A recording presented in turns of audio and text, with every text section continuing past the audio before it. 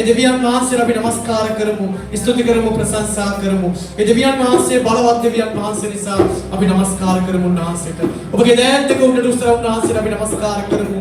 එදා උන්වහන්සේගේ නාමයේ ස්වාමීන් වහන්සේ මුළු ලොව ඒ සකල ජාතින්ට වතුරවද්දී ඒ නමස්කාරය උන්වහන්සේ අසන්න ගියා. ඒ දෙවියන් වහන්සේට අපි නමස්කාර කරමු. ඔබ වාගේ දෙවියන් වහන්සේ ඔබ තොල ඒ දිව මොක්ක මුඛ විවෘත කරන්න උන්වහන්සේට. මොකද උන්වහන්සේ කැමති අපි නිශ්ශබ්දව නොවේ. අපි උන්වහන්සේ සමග සම්බන්ධතාවය ඒ පවත්වාගෙන නමස්කාරයක්. හලෙලූයා. ඒ ඔබ වාගේ දෙවියන් වහන්සේ නිසා ඒ වචනේ කියලා දෙවියන් වහන්සේ ආත්මේ ප්‍රාණේ ඒ ස්වාමීන් වහන්සේ අපි මෙහෙ කරන්න කියලා. ඒ ආත්මයන් වහන්සේ කරුණ කොටගෙන ඔබව හසුරන ආකාරයට අපි නමස්කාර කරමු. ඒ දෙවියන් වහන්සේ බලවත්. හලෙලූයා. අපි ගායනා කරමු උන්වහන්සේට. අපි ගායනෙන් උන්වහන්සේ ඔපියාගෙන නමස්කාර කරමු. මේ රාත්‍රී කාලයේදී අපි ඔය ස්වාමීන් වහන්සේ පෙරටුවෙන් හරියට කියලා. ඒ උන්වහන්සේගේ නාමයේ ගෞරවයට පත් කරන්න කියලා අපි නමස්කාර කරමු උන්වහන්සේට. ඔබ මම නමස්කාර කරන්නේ දෙවියන්